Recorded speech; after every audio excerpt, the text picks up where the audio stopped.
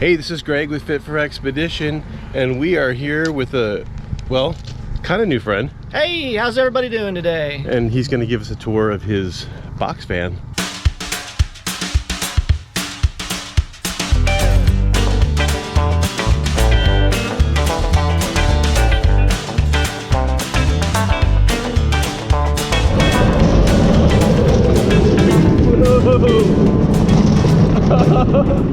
Or do you call it a box truck? Which do you do? Well, actually, it has a name. It's my fort, like for a kid, you know. It's I had it memorized up till this time I said it, but it's Forward Operations Recreational Transporter. Oh, This is my fort. That's interesting. Yeah. Cool. Best I could do. And you have a channel? Yes, I do. It's Vanquished Adventures, and on YouTube and on Instagram, all those good fun things.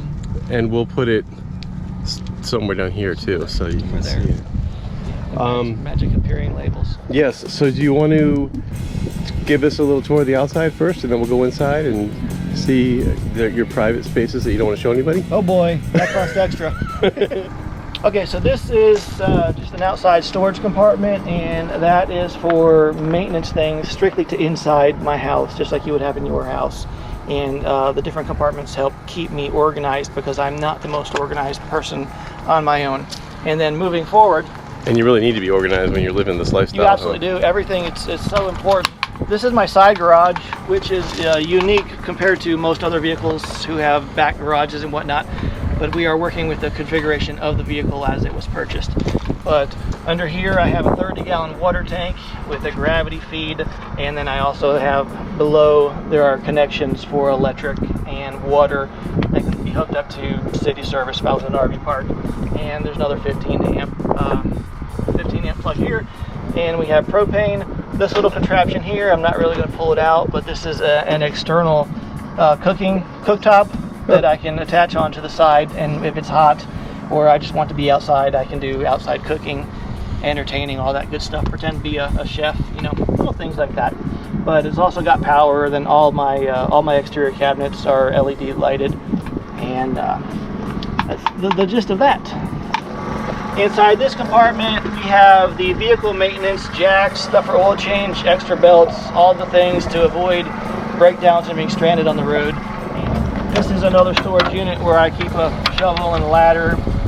My diesel heater tank is in here for my diesel heater, and odds and ends, things like that.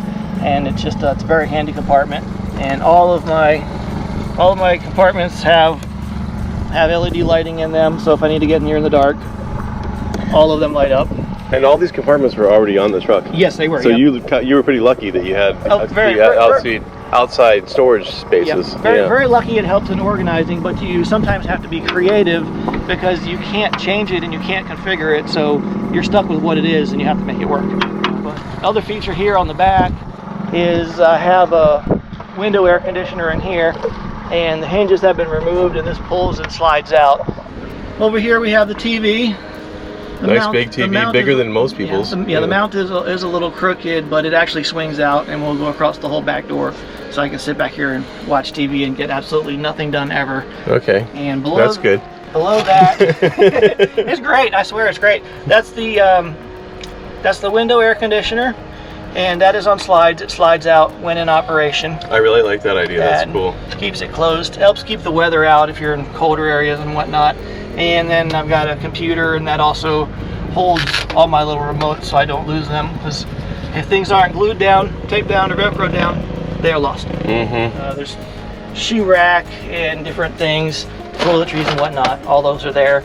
And then we get into the endless food storage down here. But I also have another door down here, and like some channels like to ask where I use the restroom. This is where I use the restroom. That is. I hope that it gets taller. It does a little bit, but I can squat down pretty low as well. But that is a camp toilet, and then I also have a collapsible bucket, so that whole thing collapses into nothing when I'm not using it. And into here, we get into fridge and my next 3 months supply of food. So this is my dining room table, and this folds up, and this is standard hinges. Fingers right here, fingers right there. And then we have lots of other storage. I've got pull-out cabinets, all kinds of odds and ends. And then the blue cabinets, those actually were with the van originally. They were standard gray utility cabinets for work vans, and I just painted them blue because I had blue paint on hand, so I went with that. And then that's a little air cleaner I made, and extra batteries, and all of these good things. And I've also got backup water, so if something happens and I'm out in the middle of nowhere, I always have a backup. It's a lot easier than stressing or anything ever, because we don't like stressing. And this is almost a queen size bed, just slightly below that, but it has multiple configurations, and right now it is in bed mode. But in front of the bed, you can see there's the 3 cabinets up there, and that is the cab over storage above the actual van. And then I've got the two fantastic fans, so I can turn this place into like a little wind tunnel. If I fire both of them up at the same time, it just goes crazy amounts of air it will pull through. And there's a couple different configurations of this bed, and right now I have it made to look civilized, but that doesn't happen very often. That's for the tour. Yeah, that's for that. Yep. I get out of bed, it's not getting made because my next goal is to get back in the bed. But this is designed, it does lift, and it's hinged in the middle and it folds up, and this will come all the way across. And if anybody's wondering, it's a welded bed rail and then aluminum slats hinged in the middle, and takes up a lot less space than doing anything with like 2x4s for the support, and which is really important in space saving. Absolutely. To minimize that. But when this lifts up, this will this gives room for my table. When the table is up, this lifts and it has a hook. It hooks back into here, but this gives you space for two people can sit. Yeah, 2 people can sit in it. Yeah. Right. With it being hinged, it also folds at the center, and I can lift this up and I can slide the whole bed back, and it turns into a couch and seating for at least 3, and it opens up the whole floor space back here. It just makes the almost the whole living space of the van wide open. The other interesting feature of the bed is you can't see it, but I have a switch hidden back here, and I'm not going to do this completely. I'm just going to show you kind of what it does. But if I push that button, Oops. Ooh. Was that the bed, or was that me? You know, it could be my back. But I'm only lifting the front net right now just to kind of give you an idea of what it does. Yeah, that's cool. But this will go up high enough that I can set an office chair back here, and I had one somewhere. It was hiding behind me, but I can set a chair back there, and I can utilize that whole desk space. And it goes up a little higher. So, yeah, it goes up higher. I just lifted it up just to show in function what it does. But yep, it goes higher, and I can utilize that whole space as an office back there. That's cool. And it almost doubles the space of the van. Yeah, right. If needed, you know.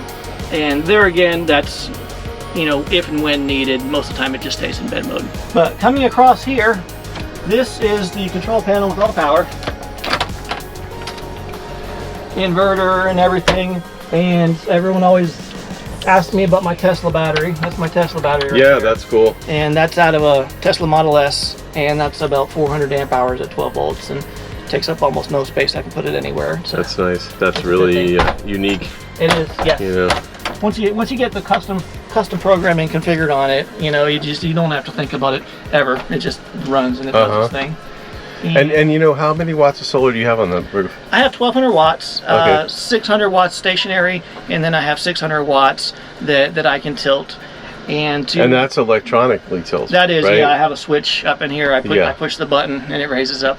But to be honest, with 1,200 watts and being just one person, I've never had to utilize that tilting. It just, by noon every day, I'm charged back up 100%, and I keep going. Okay. And I don't have to think about it. I have my control panel here, but I just look at that every once in a while just to entertain myself, because it just works and it functions. It just works. Yep. Did you do the programming on that? Or I did the programming on it. It was some resources online that I used for that, and if anyone wants to look that up, they can hunt down Will Prowse. Oh, Will Prowse. Yep. Okay. Yeah, he has a lot. He has pretty much anything you ever need to know about solar, lithium, and all those things is on there. I do have a microwave. It's about 19 months. I haven't used it yet, but I do have it. Yeah. So how long have you been on the road? About 19 months. Okay. Yep. And I just I don't know, I just like cooking food. I just don't use the microwave very often. But then we go to regular storage racks, things like that, drawers. The large sink, which is huge.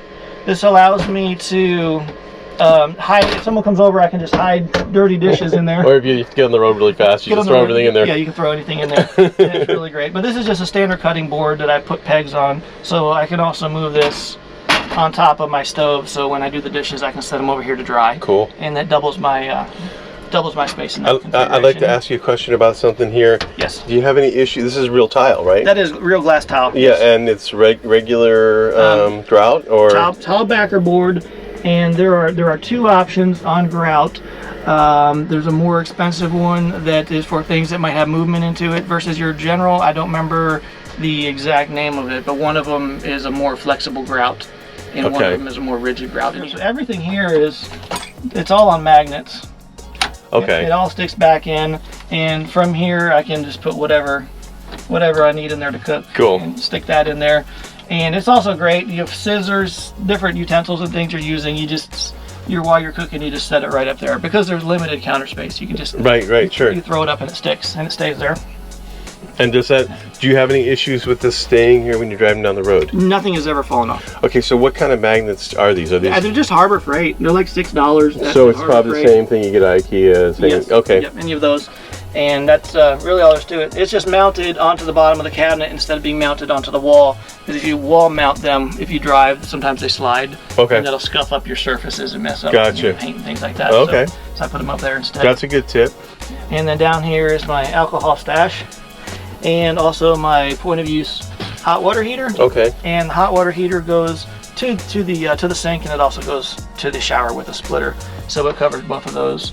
And I couldn't imagine doing dishes without hot water because you use something with grease on it. I don't know how other people do it with spray bottles and things like that, but I can never get all that grease out. Yeah. I'm super glad to have the hot water. I've actually found that wiping it out with a paper towel and getting it almost completely clean, and then washing it. But it seems like it takes less water. Less water, yeah.